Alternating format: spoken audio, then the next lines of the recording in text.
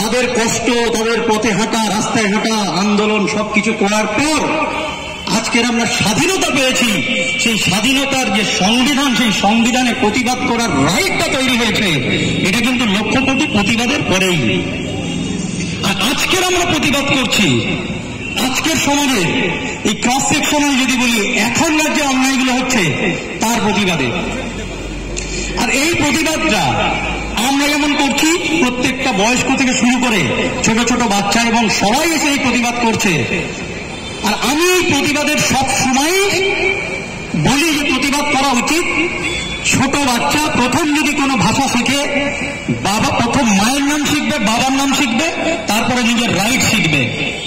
ছোটবেলা থেকে যখন হাঁটা শিখবে, নিজের রাইট শিখবে যে এই দেশটা কারোর বাপের নয়, এই রাজ্যটা কারোর বাপের নয়। যারা আজকে পাওয়ার নিয়ে দেখাচ্ছে, ওদের পাওয়ার গুলো আমরা দিয়েছি একটা একটা বোতাম টিপে, একটা একটা ব্যালট লিখে। তো আমাদের পাওয়ার নিয়ে যারা ছিনিমিনি খেলবে, তাদের পাওয়ারের উপরে আমাদের কোশ্চেন করার রাইট আছে, সাংবিধানিক অধিকার আছে। আমরা সেই কোশ্চেন গুলো করতে থাকবো।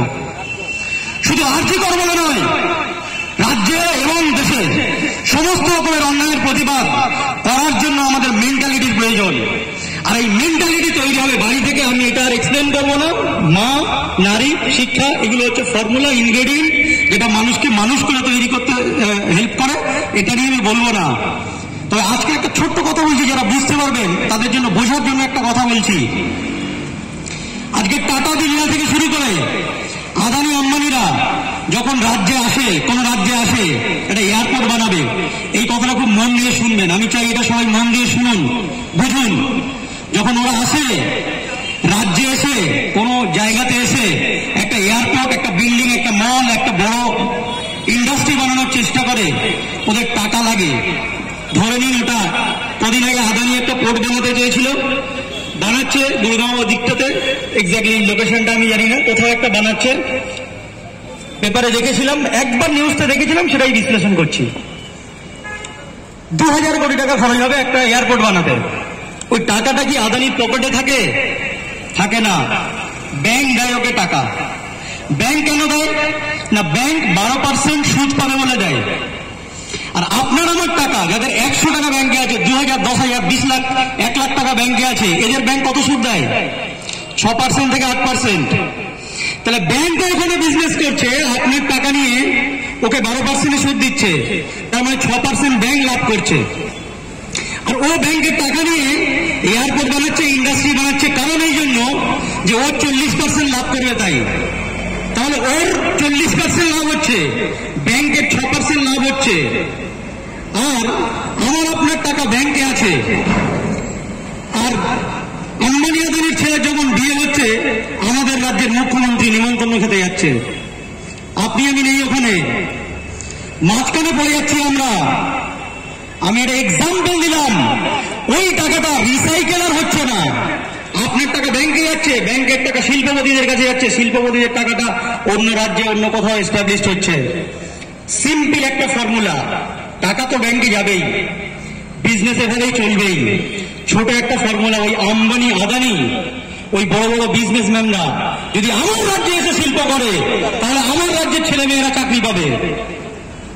তাহলে চাকরি যদি ওই টাকাটা দিয়ে, আমার আপনার কষ্টের টাকাটা ব্যাংকে থাকার মাধ্যমে যদি ঘুরে ঘুরে ওই শিল্পপতিদের মাধ্যমে আমার রাজ্যে এসে শিল্প হয়, আমার রাজ্যের ছেলে মেয়েরা যদি চাকরি পায়, আমার রাজ্যের ছেলে মেয়েরা যদি আজকের পড়াশোনা করার সুযোগ পায়, চাকরি হলে শিল্প হবে, ছেলেরা পড়াশোনা করার এনার্জি পাবে। আজকের কত বিএ পাস, এমএ পাস ছেলেদেরকে আমি দেখেছি, যারা ফার্স্টেশন জানায় আমাদেরকে, বন্ধুরা যারা, তোমরা তো ডাক্তার হয়ে গেছো, গাড়ি কিনে ফেলেছো, ভালো মাইনে আছে, ব্যাংক ব্যালেন্স করে নিয়েছো, আমাদের কি হবে?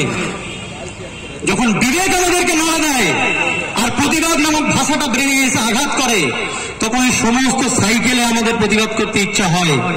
একটু বুঝবেন, নিজের অ্যাকাউন্টে টাকাটা ব্যাংকে আছে, আপনি 6% পান, আর ব্যাংক 12% সুদে বড় শিল্পপতিদের দেয়। আর সেই শিল্পপতি দ্বারা অন্য রাজ্যে গিয়ে ডেভেলপমেন্ট করছে, অন্য জায়গায় ডেভেলপমেন্ট করছে। আমার রাজ্যের শিল্পমন্ত্রীরা কি এতটাই অপদার্থ যে একটা ভালো শিল্প আনতে পারছে না, একটা বড় ইন্ডাস্ট্রি তৈরি হচ্ছে না? কেন তৈরি হবে না? এই কোশ্চেনগুলো করলে, ডিবেট করলে 50টা ইন্ডাস্ট্রি আমাদের হাতে হাতে লিস্টে ধরিয়ে দেবে, এটা হয়েছে, ওটা হয়েছে, ওটা হয়েছে, ওটা হয়েছে। কিন্তু আমার কোশ্চেন হচ্ছে যে এত যদি হয়েছে তাহলে এত বেকার কেন ঘুরে বেড়াচ্ছে? মনে রাখবেন, বেকারত্বের যে জ্বালাটা, সেটা যারা বেকার একমাত্র তারা বোঝে। দূর থেকে হায় ভালো চলছে, চলবে, দুটো ভাতা, দুটো এটা ভান্ডার, সেটা ভান্ডার, এগুলোতে হয় না।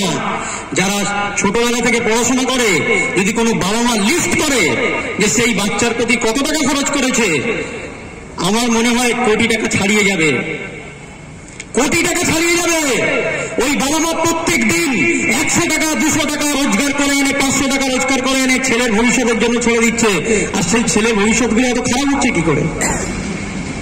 আজকে লক্ষ কোটি বেকার ঘুরে বেড়াচ্ছে। এই জ্বালাগুলো আমাদেরকেও দেয়, কারণ ওরা আমাদের বন্ধু, আমাদের ভাই বোন, আমাদের আশেপাশের পাড়া প্রতিবেশী। তাই আমাদের এই প্রতিবাদের জায়গাটা বারবার বলছি যে যেমন সমাজ ব্যবস্থার বিরুদ্ধে আছে, তেমন সামাজিক ওই নোংরা জায়গাটা আমি আর বারবার ওই ব্যাপারটা রিপিট করতে চাই না, এই জন্য যে অলরেডি আমরা ট্রমাটাইজ হয়ে আছি। ওই ট্রমা থেকে আমি বেরোতে পারছি না। বারবার বলে ট্রমা বাড়িয়ে লাভ নেই।